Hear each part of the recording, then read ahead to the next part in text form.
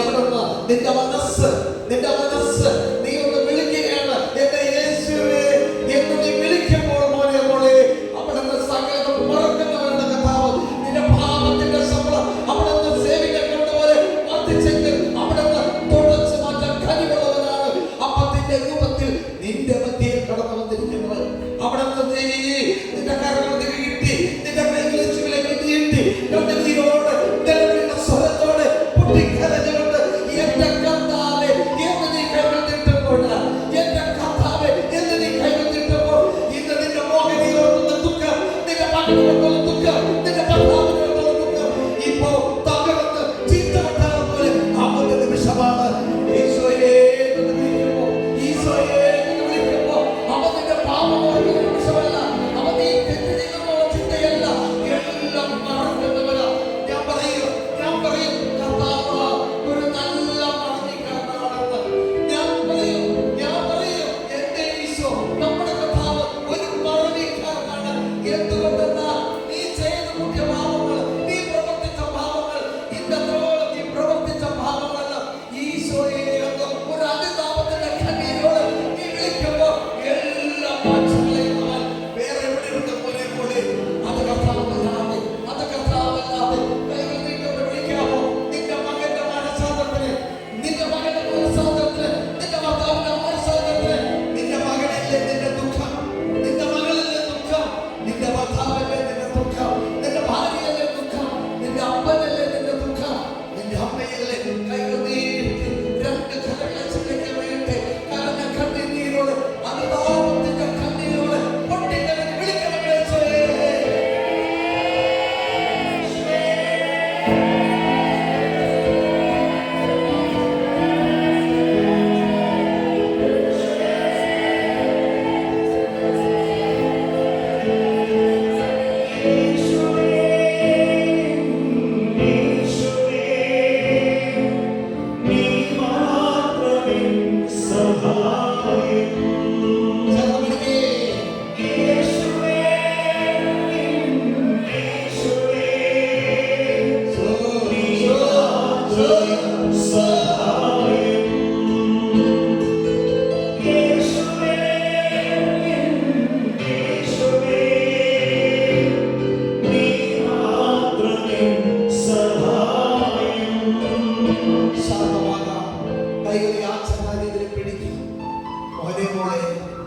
ഒരു തുള്ളി കണ്ണുനീര് ഈ പരിശുദ്ധമായ ഈ പുണ്യഭൂമിയിൽ ഒരു തുള്ളി കണ്ണുനീർ നീ വീഴ്ത്തുക.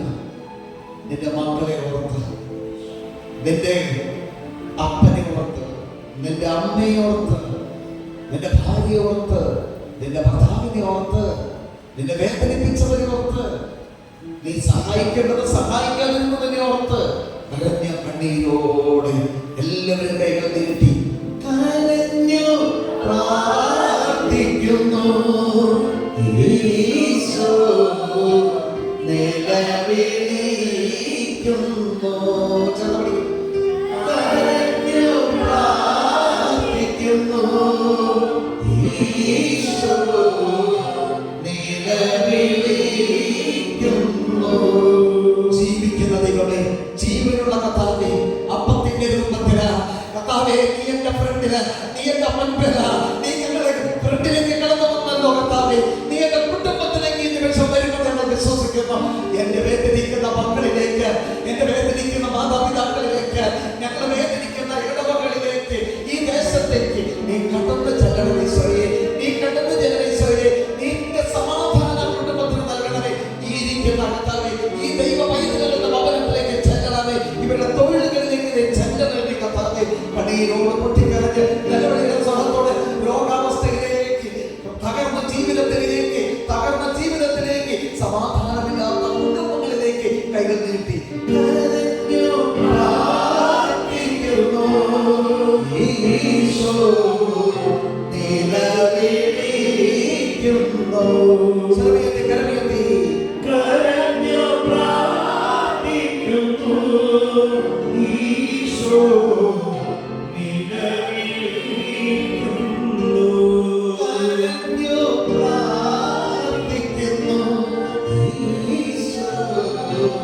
നിലവിളിക്കുന്നു.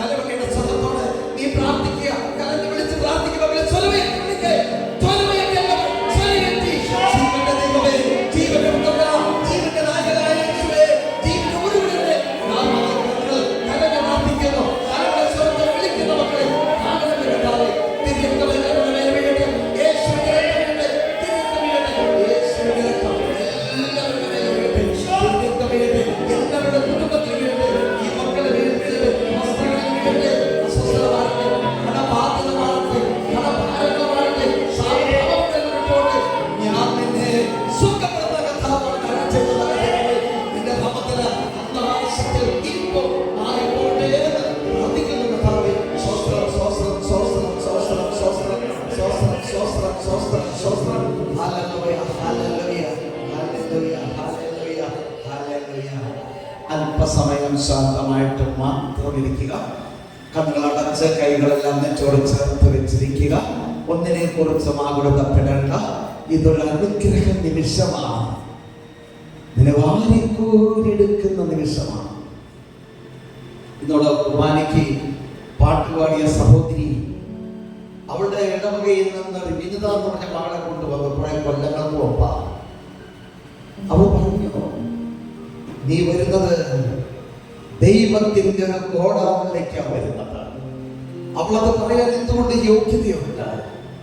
ആ കുടുംബം എത്രമാത്രം വേദനകളിലായിരുന്നപ്പോഴും കഷ്ടതയിലായിരുന്നപ്പോഴും രോഗാവസ്ഥയിലായിരുന്നപ്പോഴും അതിനെക്കുറിച്ച് ചിന്തിക്കാതെ അതെന്റെ ഞങ്ങളുടെ നന്മയ്ക്ക് വേണ്ടിയിട്ടും അത് ഞങ്ങളുടെ ഉയർച്ചയ്ക്ക് വേണ്ടിയിട്ടും ദൈവം തന്ന സഹനമാകുന്ന നിധിയാണെന്നുള്ള ബോധ്യത്തോടെ ആനന്ദത്തോടെ വഹിച്ച കുടുംബം, സഹിച്ച കുടുംബമാണ് ആ കുടുംബം. ആയതിനാൽ മോളെ ആനന്ദത്തോടെ അവൾ പറഞ്ഞു, ഇന്ന് നീ വരുന്നത് ദൈവത്തിന്റെ ഗോഡൗണിലേക്ക്. ആ ഗോഡൗണിൽ നിന്ന് നീ വാരിക്കോരി എടുത്തിട്ട് കുടുംബത്തിലേക്ക് വരാവോ? ആ മകൾ അങ്ങനെ പറയുണ്ടായി. അത് അവളുടെ സാക്ഷ്യമാണ്. ഇവള് പറഞ്ഞ കാര്യമല്ല. ഇവള് പറഞ്ഞത് ധ്യാനത്തിന് കൂട്ടിക്കൊണ്ടുവന്ന മകൾ ഇവിടെ സാക്ഷ്യം പറഞ്ഞപ്പോൾ അവള് പറഞ്ഞ കാര്യമാണ് വിനിത. നല്ല വെളുത്തിന്റെ പൊക്കമുള്ള ഒരു മകള്, ദൈവവിരുദ്ധ ജോലിയുള്ള മകള്, 6 മാസമായിട്ട് ശമ്പളം കിട്ടാതിരിക്കുന്ന മകള്, ആകെ തകർന്ന മനസ്സോടുകൂടി തകർന്ന വീടോടുകൂടി കടന്ന കർത്താവിന്റെ സന്നിധിയിലേക്ക് വന്ന നാളുകാരെന്ന് ഓർക്കുന്നു. എന്റെ മോളെ അവിടെ ആയിരിക്കുമ്പോൾ ആ സാഹചര്യത്തിൽ അവൾ വിശ്വാസത്തോടെ പ്രാർത്ഥിച്ചപ്പോൾ എനിക്കറിയില്ല, എന്റെ കർത്താവ് എന്നോട് പറഞ്ഞൊരു വാക്ക് അവൾ ഹൃദയത്തിൽ സ്വീകരിച്ചുകൊണ്ട് ഒരു പുതിയ തോർത്തുകൊണ്ട് മേടിച്ച്, ഒരു പുത്ത തോർത്തുകൊണ്ട് മേടിച്ച് അവളുടെ ഭവനത്തിലേക്ക് കടന്നു ചെന്ന് അവൾ വീടൊക്കെ അടിച്ചു മാറി എല്ലാം ക്ലീൻ ചെയ്തു. എന്നാൽ കർത്താവിന്റെ കൂടാരമാകുന്ന വീട്, ആ വീടിന്റെ രൂപങ്ങളെല്ലാം ഫോട്ടോകളെല്ലാം അവൾ നല്ല തുടയ്ക്കാമെന്ന് ചിന്തിച്ച് തുടയ്ക്കാൻ പോയപ്പോൾ ഇതാ blood of Jesus, blood of Jesus, കർത്താവിന്റെ പരിശുദ്ധ രക്തം, യേശുവിന്റെ പരിശുദ്ധ രക്തം ആ തോർത്തുകൊണ്ടിലേക്ക് ഒഴുകുന്നു. ആര് വിശ്വസിക്കും? ഞാൻ എത്ര മണിക്കൂർ പറഞ്ഞാലും എത്ര മക്കൾക്ക് വിശ്വാസമുണ്ട്? ആര് വിശ്വസിക്കാൻ തയ്യാറാവോ? പക്ഷെ ഹൃദയത്തിൽ അനുഭവപ്പെടുകയും അത് വിശ്വസിക്കുന്നവർക്കാണ് ഇന്ന് നിങ്ങൾക്കിടെ അനുഗ്രഹ ദൈവം തരാൻ പോകുന്നത്. ഹൃദയത്തിൽ അനുഭവപ്പെടുകയും അത് വിശ്വസിക്കുകയും ചെയ്യുമ്പോൾ എന്തുകൊണ്ട്? എന്റെ ദൈവത്തിന് അസാധ്യമായി ഒന്നുമില്ല. എന്റെ ദൈവത്തിന് അസാധ്യമായി ഒന്നുമില്ല. അവന്റെ രക്തത്തിലാണ് 2000 വർഷങ്ങൾ മുമ്പ് ഞാനും നിങ്ങളും വിശുദ്ധീകരിക്കപ്പെട്ടത്. മിക്ക വസ്തുക്കളും രക്തത്തിലാണ് ശുദ്ധീകരിക്കുക. രക്തം ചിന്തപ്പെടാതെ പാപമോചനമില്ല. എന്നെ കേൾക്കുന്ന ദൈവവൈദ്യരെ, നമ്മൾ എത്രമാത്രം നിലവിളിച്ചല്ലോ, എത്രമാത്രം ആർത്തിയോടെ പ്രാർത്ഥിച്ചാലോ എനിക്ക് തോന്നുന്നില്ല കാര്യങ്ങൾ നടക്കുമെന്ന്. എന്നാൽ നീ നിന്റെ പാപങ്ങൾ ഓർക്കുമ്പോൾ, നീ നിന്റെ പാപങ്ങളൊക്കെ പശ്ചാത്തപിക്കുമ്പോൾ, നീ നിന്റെ വേദനകൾ കർത്താവിനെ പങ്കിട്ടുകൊണ്ട് നീ പാപിയാണ് എന്റെ ദൈവമേ അങ്ങനെ സന്നിധിയിൽ നിൽക്കുമ്പോൾ യോഗ്യനല്ലെന്നുകൊണ്ട് നിലവിളിച്ച് പൊട്ടിക്കരഞ്ഞുകൊണ്ട് ഒരു തുള്ളി കണ്ണുനീർ ഇവിടെ വീഴുമ്പോൾ എന്നെ കേൾക്കുന്ന ദൈവവേദനെ സ്വർഗ്ഗം നിന്നെ സന്തോഷിക്കും. നിന്നെ പ്രതി സ്വർഗ്ഗം സന്തോഷിക്കുന്ന ദിവസമാണ്. നിന്നെ പ്രതി സ്വർഗ്ഗം ആനന്ദിക്കുന്ന മണിക്കൂറുകളാണ്. ഒരു പാപി നിന്ന് പ്രാർത്ഥിച്ചാൽ തീർച്ചയായിട്ടും ദൈവം ആ പ്രാർത്ഥന കേൾക്കത്തില്ല.